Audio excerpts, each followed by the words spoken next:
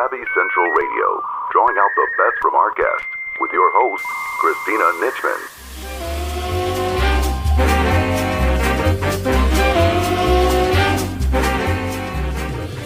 Hello everyone and welcome to Savvy Central Radio.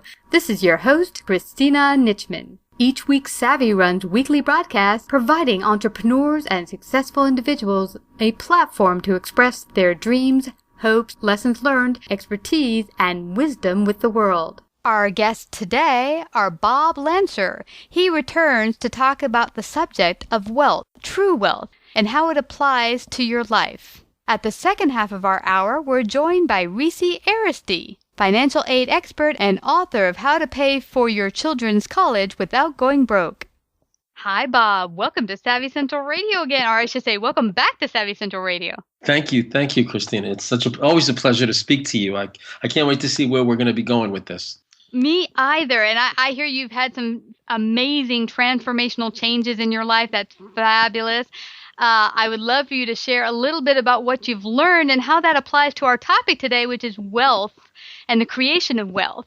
I think that topic or the idea of wealth creation and money gets all tied into this idea of need. Mm-hmm. And you've learned that it's not really all about that. Share a little bit about that. Well, you're already wealthy. Mm-hmm. You're already completely, absolutely, totally, utterly wealthy. So give up the dream that tells you that you're not. We chatted a bit before our interview how the idea of surrender, and it's a really hard concept. And I've done it a number of times in my life when I've come to a precipice where I'm standing at the edge of a cliff and there's no other solutions. And then I finally say, okay, God, I'll give it to you. And then boom, this big miracle shows up. Why is it so hard for us to let go sometimes? Well, because we still have the illusion of control. Mm-hmm. It's only when you realize that you've done everything you could to control the universe and you are pretty much out of control that you learn to live without control. And in that awareness comes the realization that it's already under perfect control and that you are already creating every experience you're having. And I don't mean that in any kind of abstract way.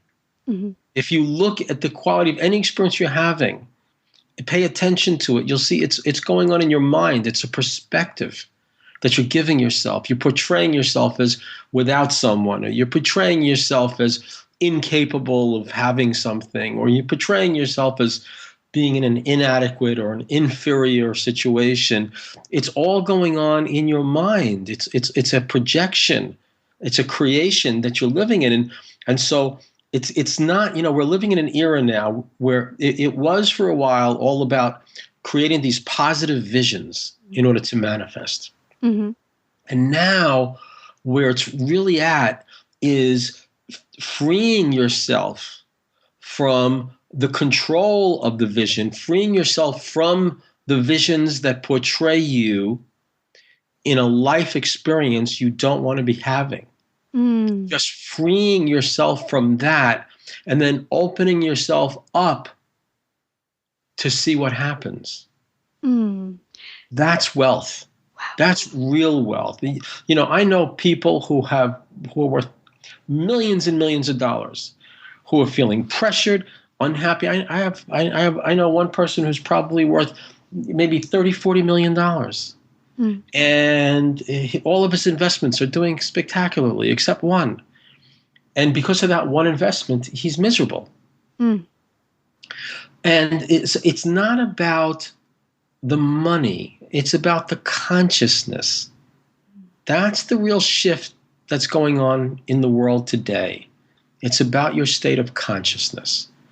And when you allow yourself to experience this moment, without a concept, without an idea of being in lack of anything, now is when your life gets really exciting. So this is what I'm pulling from you, Bob. Is it more that you are really to just leave out any expectation of what you think your greatest life will look like and really just be here and now, present in every moment? It depends on where that vision comes from.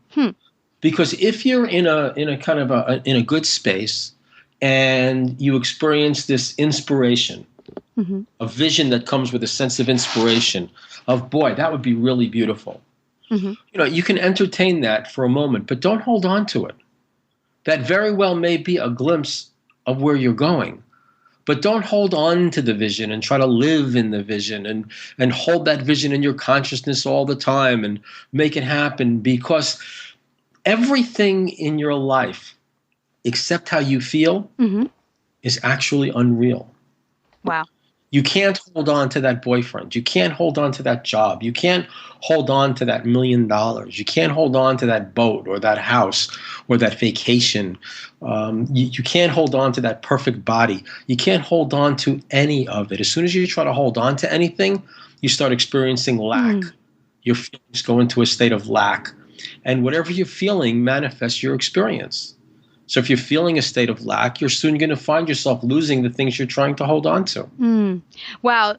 It's about freedom. It's about freedom. This is really, really, really deep, Bob. And this recalls for me early on in the end of last year, I should say, December, I was praying and saying, God, what's next for Savvy? Where do you see us going? And I had this picture in my mind simply of me interviewing someone and there being an audience.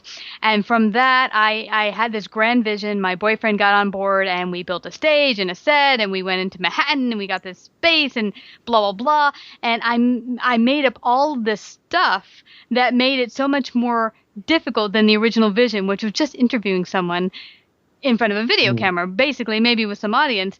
But what I realized is now it started to transform when I let go of trying to make it happen the way I thought that vision that God wanted me to do.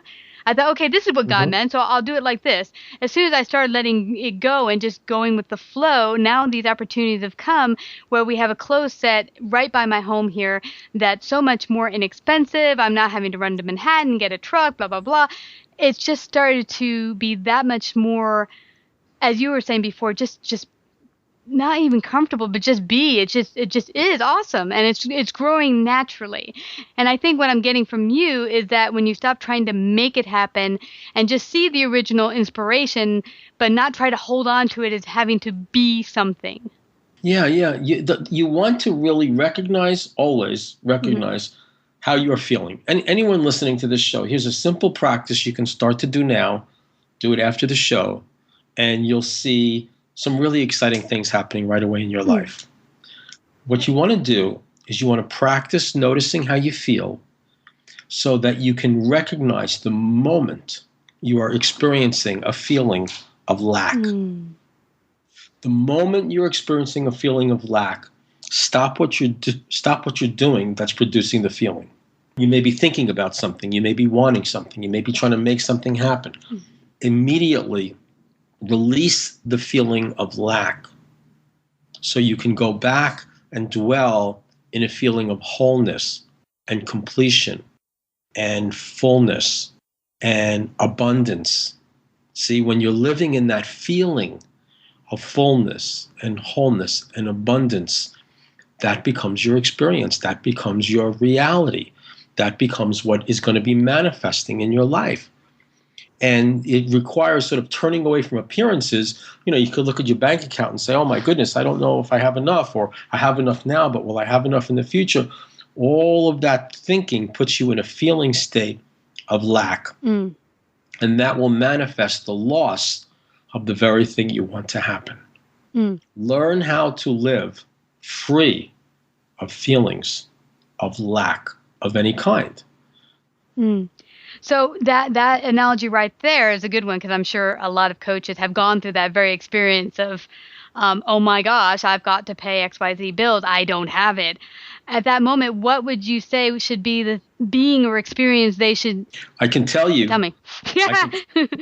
I can tell you, but it's only going to be a few people who are going to have the courage to do it. Wow. What? Or maybe I should say it's only going to be a few people who are fed up enough with trying to control what they can't control that they're finally willing to surrender their efforts to control what they can't control. And the simple answer is get out of your head and go into your feelings. Yeah. Your head is creating this whole story of what's going to happen if you don't have the pills, if you don't have the money to pay the bills. Yeah.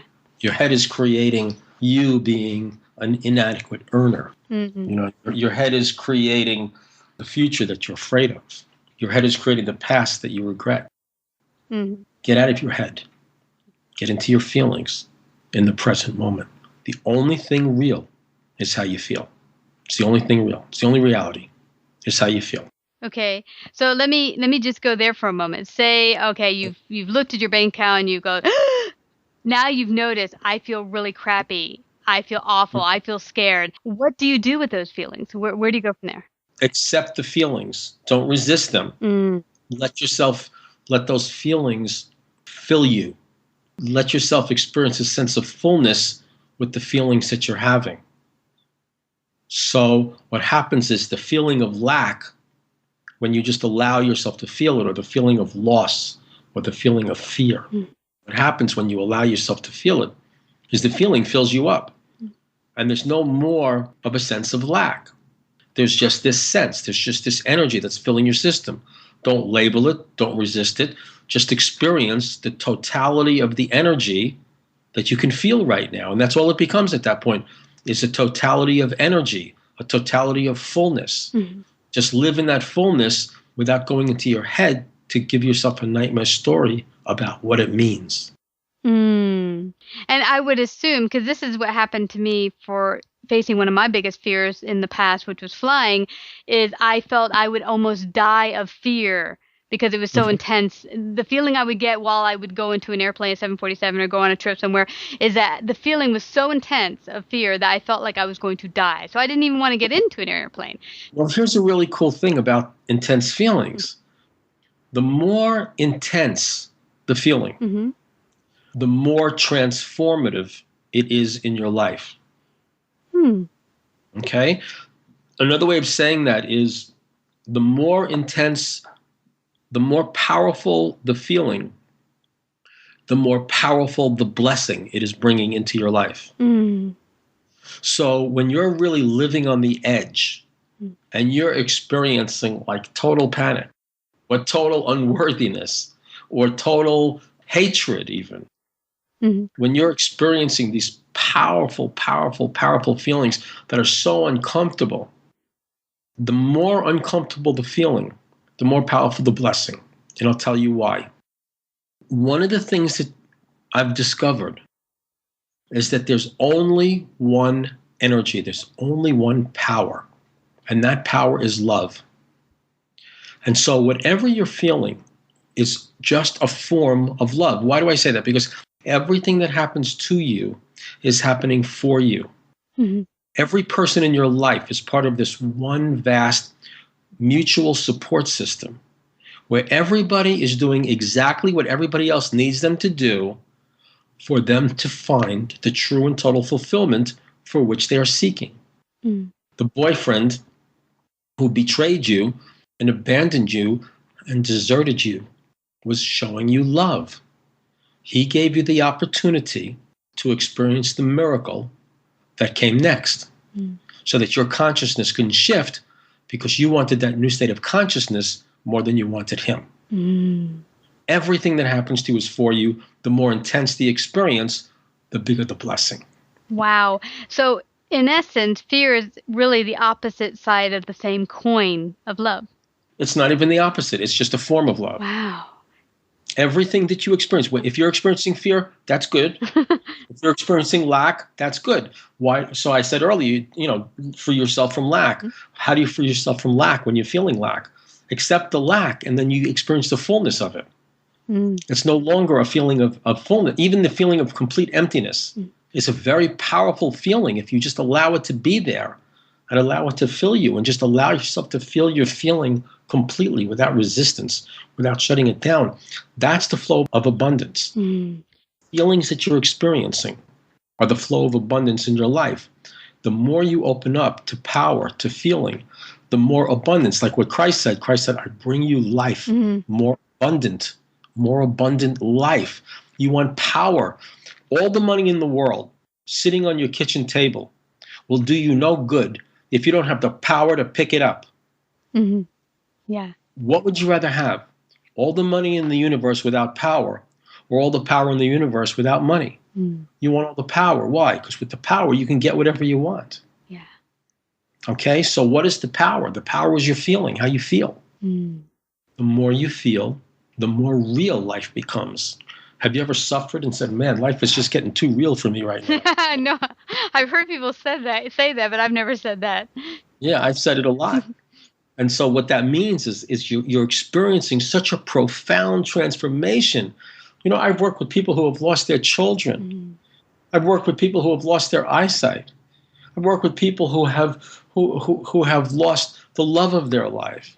You know, each one of these is an absolutely profound, transformative blessing. There's no escape from love. Wow. So it seems to me the pinnacle of all life is really just to really fully experience it and really, and by that, experience your feelings. Right where you are. Wherever you are. Right where you are is exactly the best possible place for you to be. And if you just give up your resistance, pay attention, and allow yourself to feel your feelings, you'll discover that. Wow. So what I recall from me, and I don't know, I'm assuming from what I'm getting from you, it applies to everything. When I faced my fear of flying, and I went flying for the first time in a small aircraft, and I was so petrified, I really felt like I was going to explode. But at that moment, because there really was nowhere physically for me to go, I stopped resisting the feeling of fear and let it overwash me. And you were right. It was intense. It was amazing. But when I got to the other side of fear, it was like going over a mountain. When I got to the top and over it, this intense joy and peace came over me that I've never experienced greater than in that moment in that flight. And I think that's what you're trying to say, that if you really allow the feelings of any situation to really overwash you, then you get to experience the fullness of it and then grow that much more. Am I understanding correctly? Yeah. Your whole life will transform into a whole new world, a whole new reality. For me right now, a whole new reality is opening up. You know, I'm allowing my life to happen instead of trying to pursue this or that out of a sense of need. It's really extremely exciting. Yeah. It's extremely exciting. And going back, you know, the reality is there's nothing to fear. And you knew that when you were an infant. But you were raised by people, human beings, who had a lot of fears. And they taught you fear. They taught you self-criticism. They taught you the idea that it's possible to make a mistake. Those are all false. Those are all not true. All of those are just illusions that the mind uses to torment us. Go back to your original nature, to who you were before you had a concept of it being possible that there is a mistake in life. There's no such thing as a mistake that anyone has ever made or that you have to ever worry about making. Everything you did was exactly what you needed to do for the good of everyone. And if you look back and say, well, I'd like to do it differently, then you're at a different level now and you'll do it differently. But it doesn't mean that you were wrong for the level you were at when you made that mistake. It wasn't a mistake at all.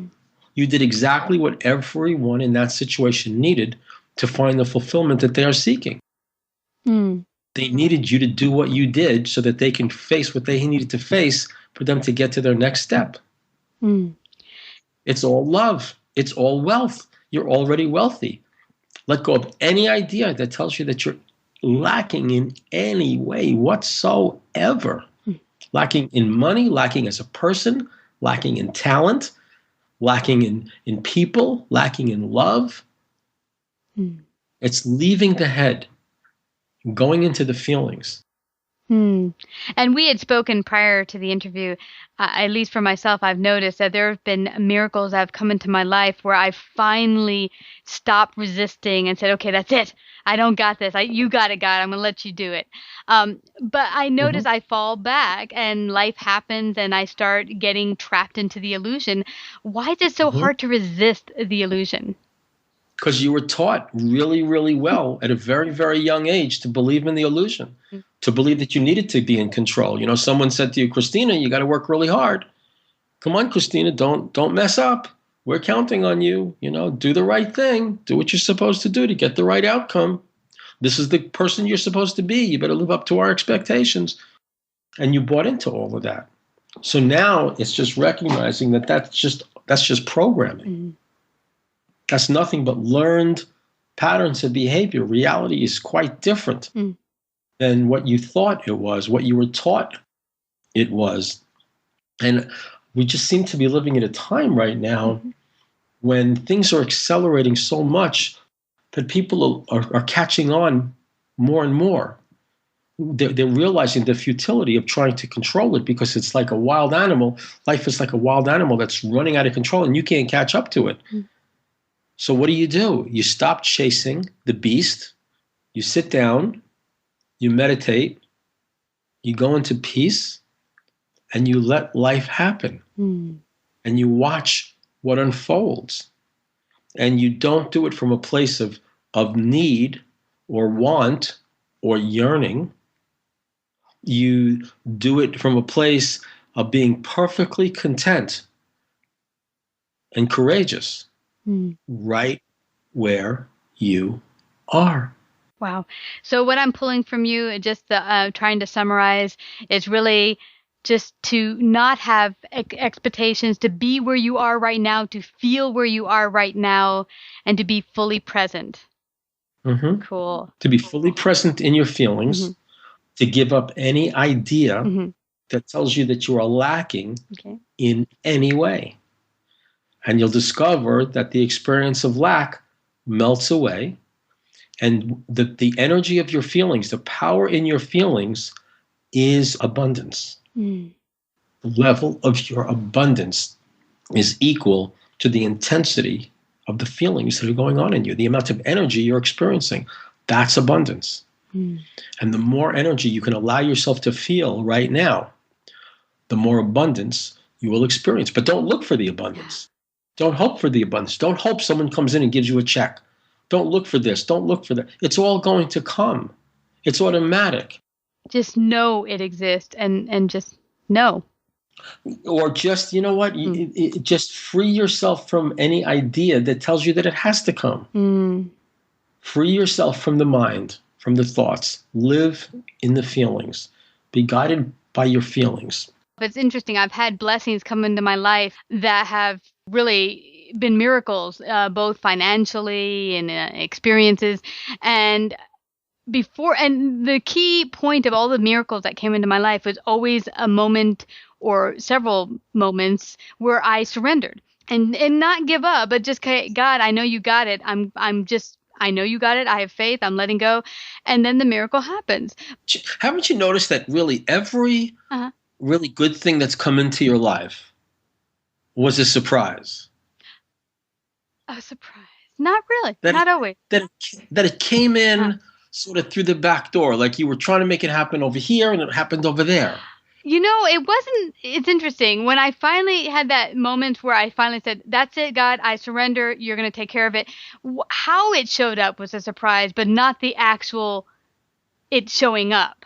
Right. Yeah. And I have to say, like, one miracle that's one of my favorites that happened is I had my roommate leave in my 20s. He just split in the middle of the night, and the night before rent was due, and just said, hey, I'm just not coming back home. And I had no way to make up the extra rent. I was just like, there's no way I can do it. And right when I was laying on the couch bemoaning, going, I don't know how this is going to happen, I just said, you know, God, I'm just going to leave it to you. And when the landlord calls screaming, where's the other half? I'm just going to take one moment in front of the other, but not worry about it. I know you got this. Well, right there, the phone rings. I pick it up. It's my friend's friend's friend. It's my best friend's sister's friend. And she said, I hear you need a roommate. And I'm like, what? I haven't told anyone. It just happened an hour ago. I haven't told anyone I need a roommate. So that was an amazing miracle. I wasn't expecting it in that fashion, but I was expecting God to help with the taking care of the rent problem or roommate problem. So, but it was. And that's what I call wealth. Yeah. When you're living in that space, because that's really why people want money. They think, so they put all this power into the money. Yeah. And they take all the power out of the actual experience of what it means to be wealthy. And to be really wealthy is to be free of any sense of need or pressure or insecurity. Wow. This has been really intense and amazing, and I'm so grateful you were able to come out and share this valuable wisdom today. I don't want us to leave, though, without you letting everyone know where they can find out more about you and contact you. Sure. I guess the simplest way is just to go to my website, boblancer.com. That's BOBLANCER.com. Click on contact. I'm happy to chat with you. If you mention Savvy Central, I'll be happy to give you a free 25-minute phone or Skype coaching session where we can talk more about how to release your blockages to the total wealth that is actually yours right now. Well, I want to thank you again, Bob, for coming to Savvy Central Radio and sharing your valuable wisdom. Thank you. I love talking to you, Christina. Thank you, Bob. Here's our interview with Reecy Aresty, financial aid expert and author on how to pay for your college education without going broke. Hi, Reecy. Welcome to Savvy Central Radio. How are you this evening? I'm great. Thank you very much for having me.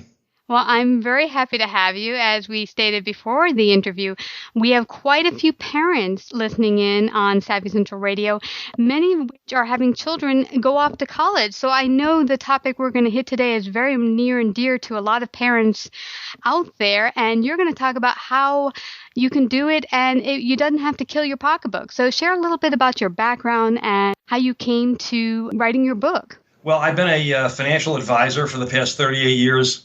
And a couple of years into my business, a friend of mine referred me to a member of his temple, and it was a recent widow. And I went to her house to talk about estate planning and a living trust and life insurance and whatever. And after we spoke for about a half an hour, she said, well, my father just died and left my son $40,000, and he was in the 11th grade. And I think that's going to affect how much financial aid he gets. And I said, well, I don't know, but I'll find out. So when I came back with the following week with all my recommendations for her estate planning, I said, and I have a solution for your son's money. If we put it into a tax-deferred annuity that's guaranteed, safe, insured, it will grow, it's outside the financial aid formulas and the money's liquid, you won't lose 35% a year on the money. Right. That's based on the old formula. Mm-hmm. This is 1979 when they were assessing student assets at 35% a year. Wow. So we went ahead and did that. And I said, gee, that was like a no-brainer, writing up an annuity for $40,000. And I got a decent commission for it. And one thing led to another. And I started getting more involved with parents who had money over and above their asset protection allowance, where the money in the financial aid formulas was going to be assessed at 5.64% over whatever the allowance was based on their age and whether they were married or single. And the student assessment was, as I said before, 35%. It eventually went down to 20%. But I had a meeting at another one of my friends, and we're sitting down at the dinner table. And the father made a great comment that I had never heard before. He said, well, we were talking about the family and this and that and everything else. He said, one of my children is adopted, but I can't remember which one. Wow. I'll never forget that.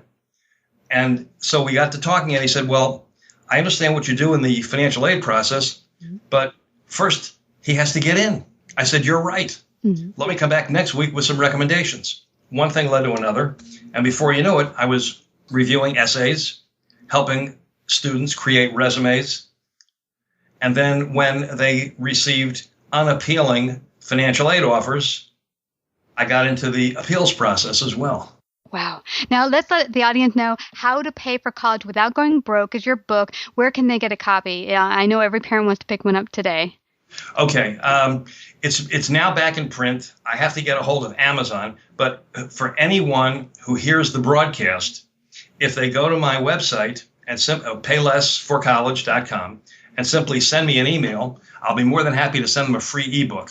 Wow. That is so gracious. Thank you so much.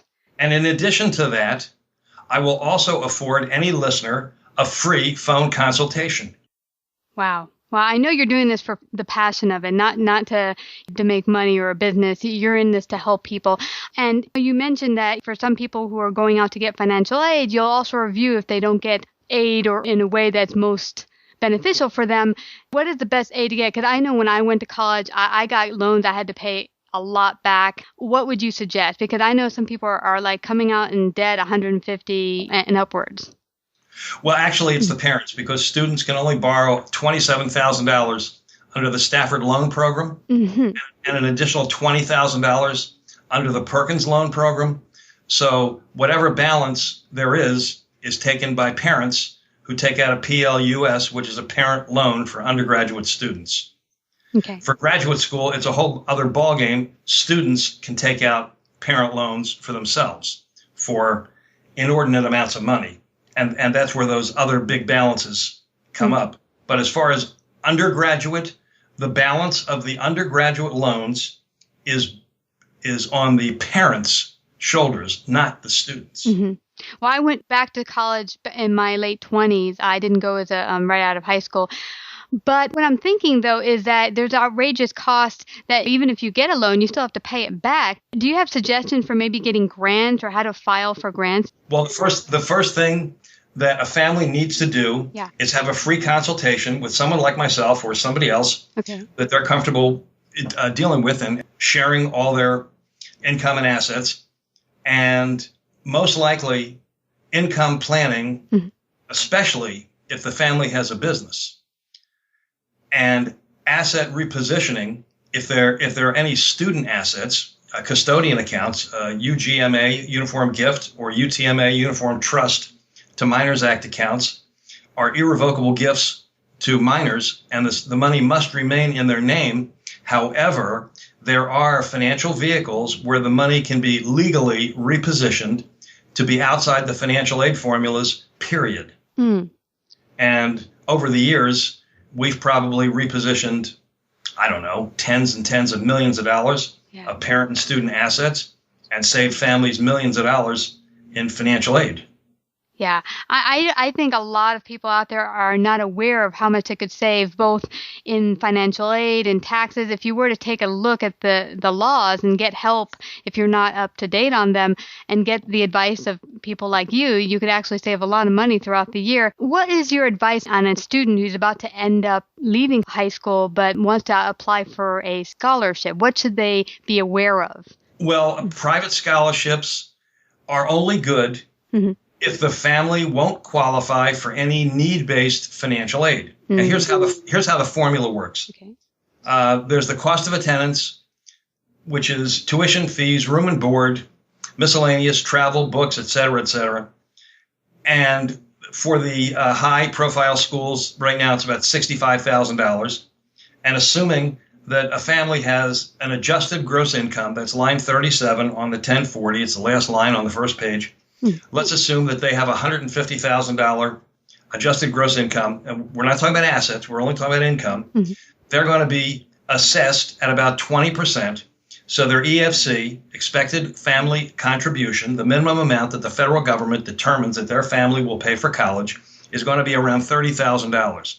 Now, let's assume they already repositioned their assets, so they didn't have any money. So we subtract $30,000 from $65,000. So the maximum amount of need-based financial aid is $35,000. So if the school comes up with $5,000, $10,000, or $15,000, and the student was diligent and they spent a lot of time with the Red Cross, B'nai B'rith, Knights of Columbus, Catholic Charities, whatever it might have been. And at the award banquet in May, they received a $1,000 scholarship. The first thing that the presenter is going to say is, and what school are you going to? Oh, NYU. Okay, well, we'll make the check out to NYU, FBO, Johnny Smith. And guess what? NYU gets this check for $1,000. They salivate because the $10,000 grant that they now gave the student can be reduced to $9,000 because there's an outside resource. That's called phantom money. Wow.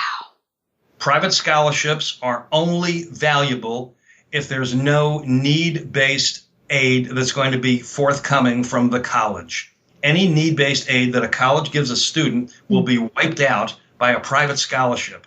And I had an experience with Northwestern University a couple of years ago where the student got over $25,000 in scholarships, and Northwestern kept every damn dime of it. This seems illegal to me. It's not illegal? No. Wow. They were untrustworthy. They lied, and they wound up keeping all the money.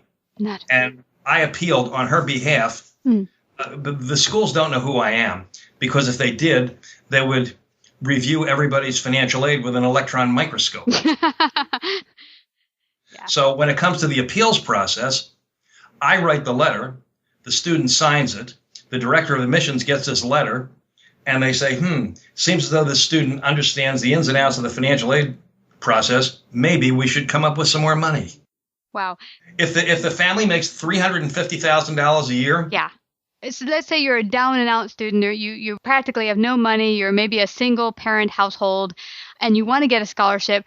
What do you, as a high school student, need to pay attention to in order to be eligible for a scholarship? Well, they need to go on the school's website or the various schools' websites that they're applying to see exactly what scholarships the college has, in addition to any private scholarships that they shouldn't waste their time on. Because most schools will have their own scholarship money that they will dole out regardless of any need-based aid. Sometimes it is, because there might be a caveat in there. You must have qualified for some need-based financial aid to apply for the scholarship, or your EFC has to be a minimum of whatever the number might be. But usually the school scholarship has no bounds, and if they get one, it won't affect their aid, regardless of whether they got basically a free ride or not. They may get some additional free money. And the one thing that families need to be aware of right now, we're in the beginning, the second half of the financial aid process. It actually began in October with the CSS financial aid profile for the Ivy League schools and a lot of the high-end private colleges and a few state colleges like the University of Michigan, University of California at San Francisco. They also require, in addition to the FAFSA, which is the free application for federal student aid. And I'll mention this because a lot of schools have local college people come there and put on financial aid programs, and they tell the families that why would you want to have to pay someone to complete this free application? Well, why would you have to pay anyone to fill out a 1040? That doesn't cost anything either.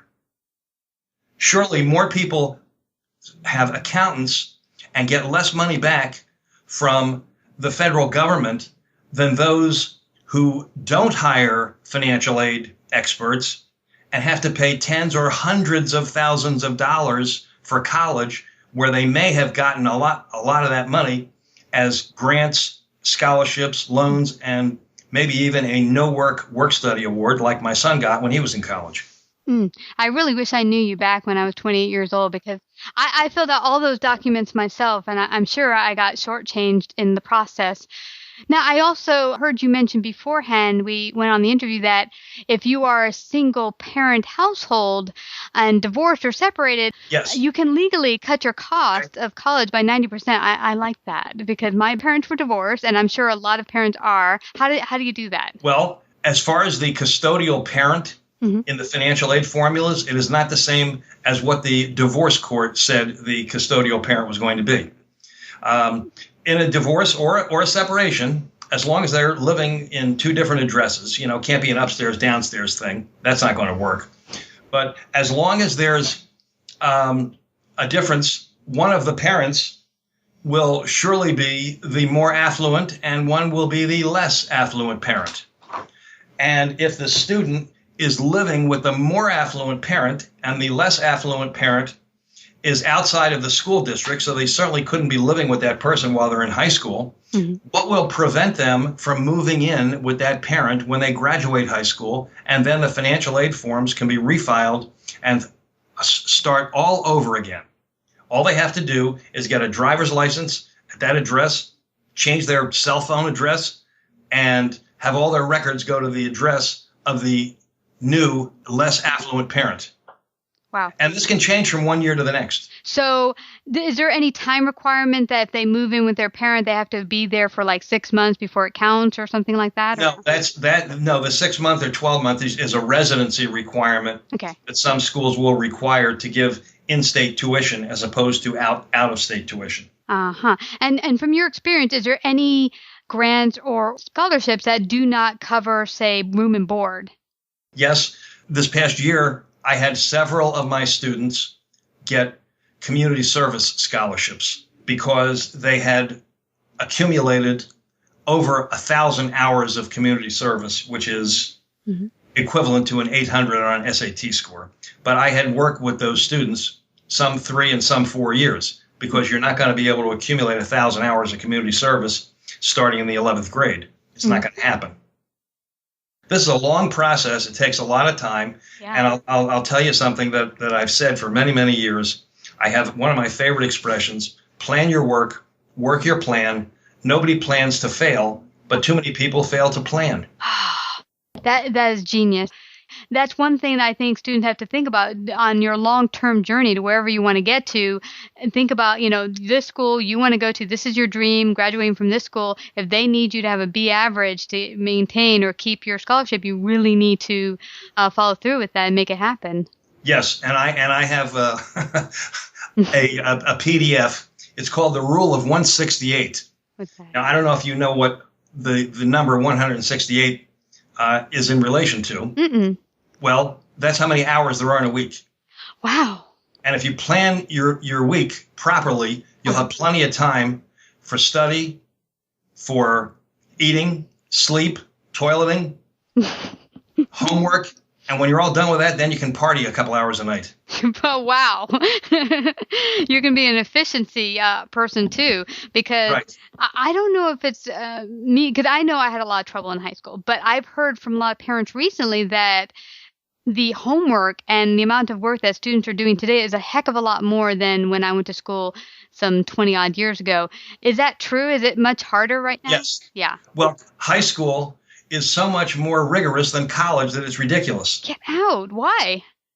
Because you're only in class 15 hours a week in college. You could be at your high school for 10 hours in a day. That's nuts. Wow.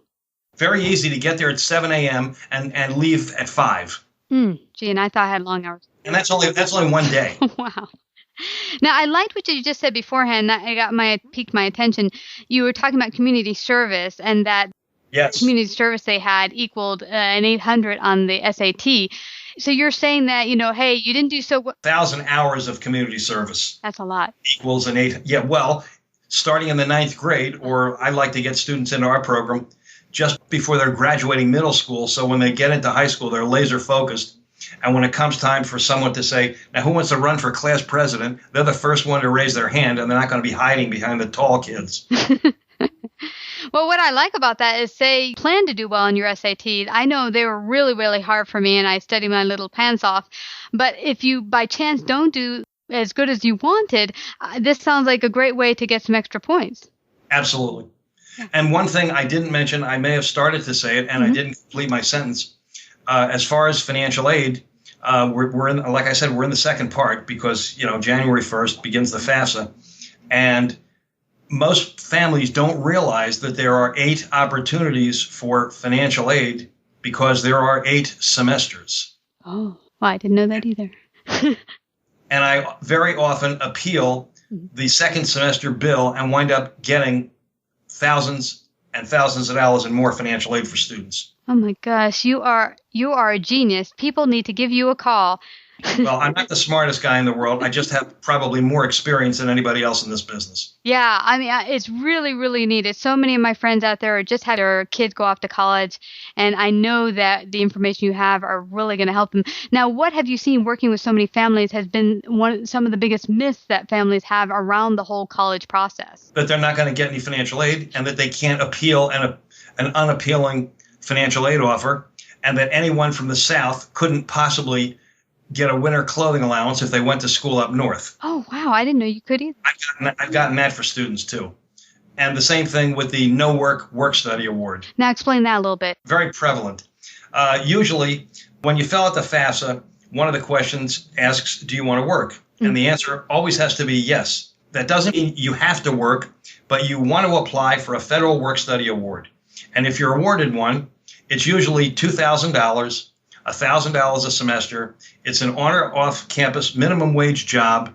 It can be in the cafeteria, the library. I've had kids that were study hall monitors, and they got paid, minimum wage, whatever it was at that time. And very often, pricey schools, the big, NYU and Vanderbilt and University of Chicago and all these Ivy League schools and whatever, they're tens and tens of thousands of dollars. And if a student gets a $2,000 work study award, I always appeal it and ask for $3,500 or $4,000 or maybe even more than that. And the school, okay, they just kind of turn their head and agree to that. But there's no way that a student can earn $2,000 at minimum wage in a semester. So it's very often the school letting the award go through. The student works and makes maybe $1,200, and they got credit for $2,000. Well, that's $800 in their pocket for nothing. Now, as far as my son was concerned, when he went off to college, I told him that very often there are too many students, not enough jobs, and that's what happened. He got a $1,600 federal work-study award.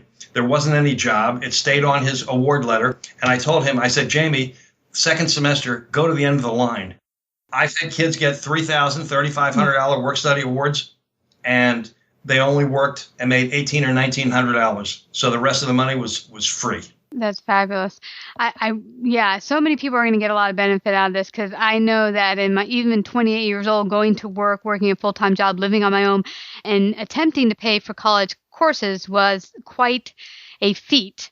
But even if they are not sending their kids off, could use it for themselves. Before we head on out, are there any parting words you want to leave parents with, or anyone who wants to go to college that felt like, hey, I just couldn't afford it? Yeah, well, yes, you can afford it.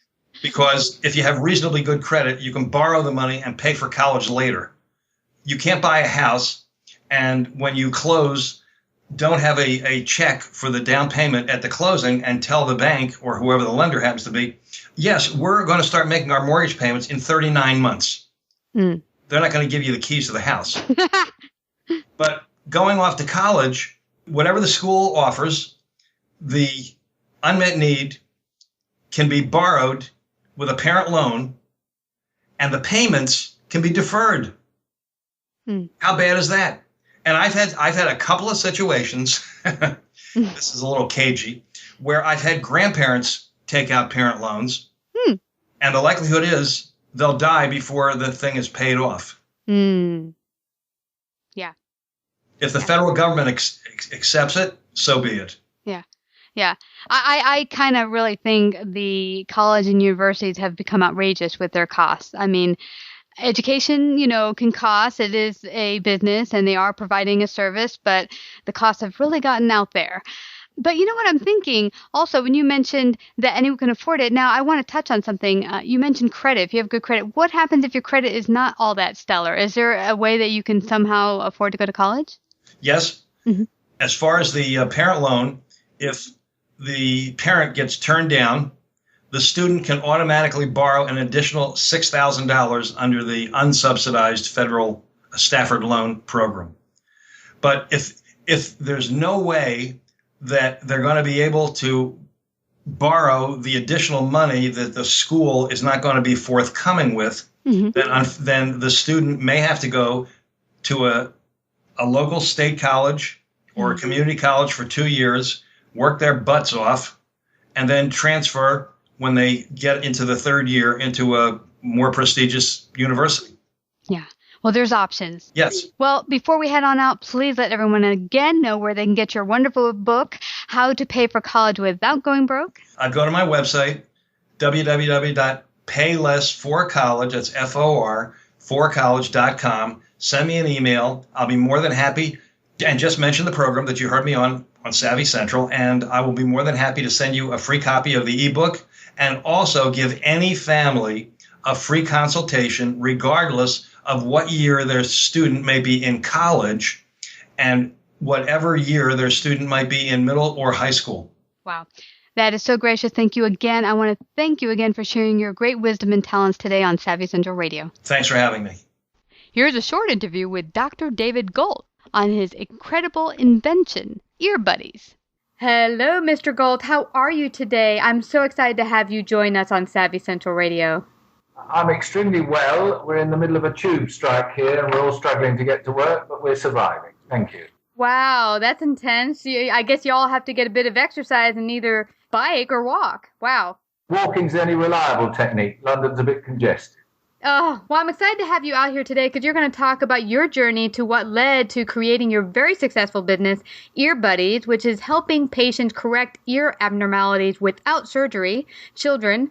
And this is a really awesome topic. I'm sure there's others out there who might have dealt with this as a child. Tell our audience a little bit about your journey, how you came to creating Ear Buddies, and a little bit about your product. Well, I set off in life trying to be a painter, but I've ended up as a plastic surgeon, and my main little interest is reshaping ears or making ears for children that don't have them. Mm-hmm. Notice when children are born and their ears are a bit misshapen, they're very wobbly or wibbly or whatever way you want to determine it, and if you just hold them in the right shape, they will harden. So if you use a little splint to let them harden in the best shape, it gives the child a prettier look, if you like, and as prosthesis is everything these days, we're trying to head along that avenue. And I was surprised to find out that there's actually many different types of ear deformities, and some of them could even result in a child needing hearing aids in the future. Tell us a little bit about the different types of ear deformities that exist and how you help each of them.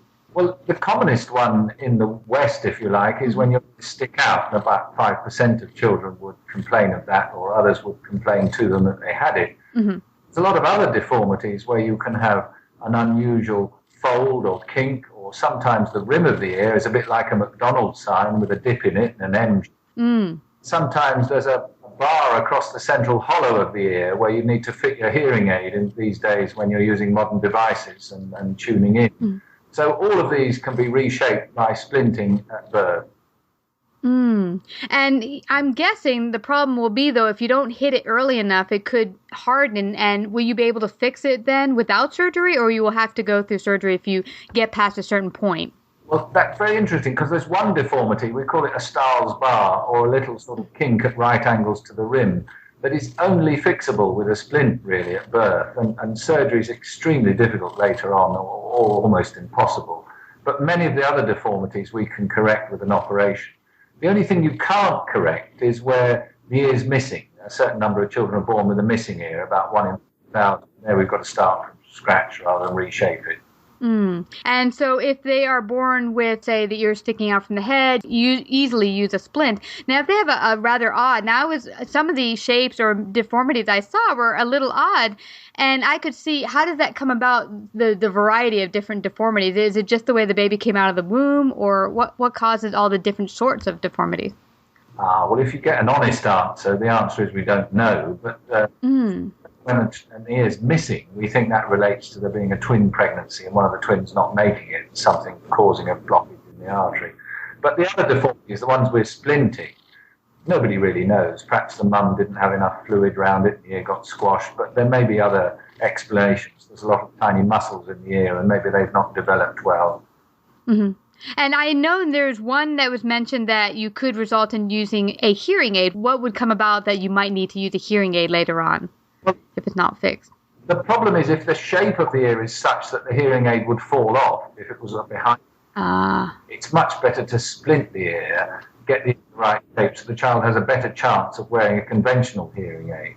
But relating the ear shape to modern life, about a third of the children with prominent ears, the ear isn't prominent at birth, and it comes out at about 3 months. As this child with a particularly wobbly floppy ear nestles in against mum or goes on a long car journey with its head crammed against the head cosy of the seat they're being transported in, we're actually forcing the ears forward and making them the wrong shape.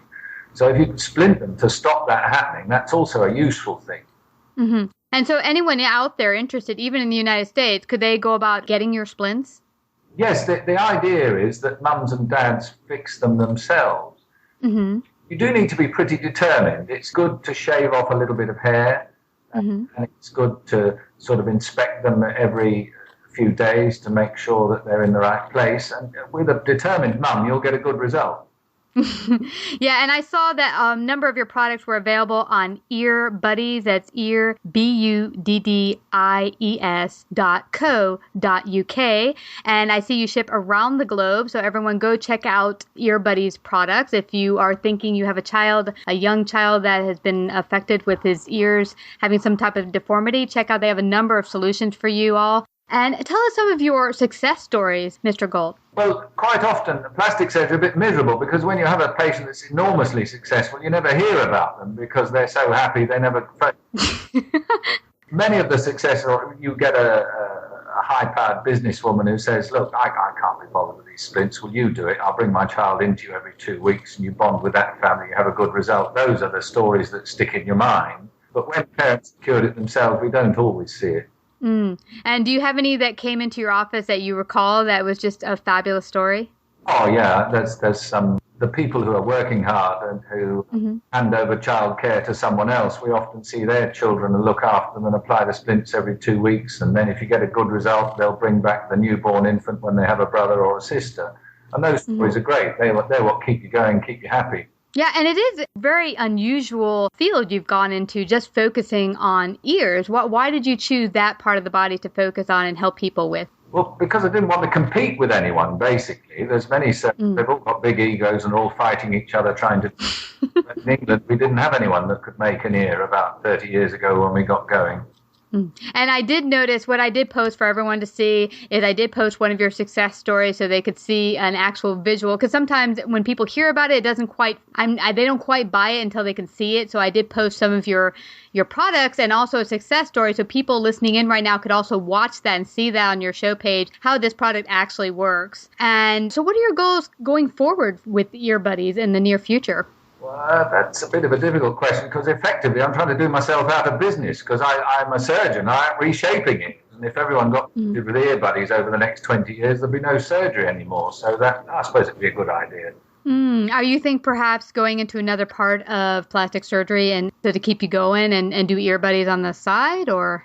I think I'll go back to being a painter if it becomes that successful. But there's plenty without them, and there's a lot of other work. Yeah, most definitely. Again, everyone, the Ear Buddies ship around the globe. You can go to Ear Buddies, BUDDIES.co.uk. And is there any last words of advice you'd like to leave our listeners with? Well, the sad thing is the parents often have the right idea. They're trying to look after their children. They're the one that care. And in this country, we often have the situation where they ask for help from a nurse or a pediatrician and who isn't aware that splintage is available. So it's a bit sad that the parents are right and the medical profession are wrong sometimes. But if you feel the ear needs reshaping, take help and have a go at it.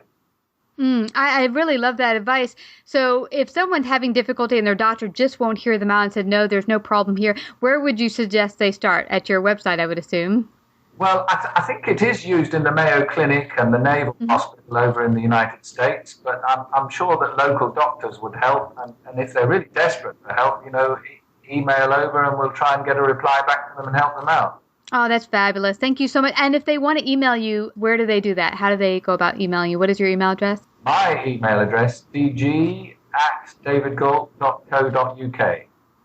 Thank you so much for providing that. And thank you so much for letting us know about this amazing technology that exists for many out there who really need it. Thank you very much. Thanks very much for your help. Bye-bye. Join our mailing list today by texting Savvy Radio to find out about upcoming guests and events and receive a free gift, how podcasting can help increase sales and influence in your business. Savvy Central Radio is home to over 100,000 listeners per month globally and runs in syndication on 8 AM and FM platforms, including iHeartRadio and 6 podcasting platforms. To find out more about our paid sponsorship opportunities or to become a guest and find out how we can help you get your message out to the world, call 718 area code 713-2289 or email at savvycentralradio@gmail.com.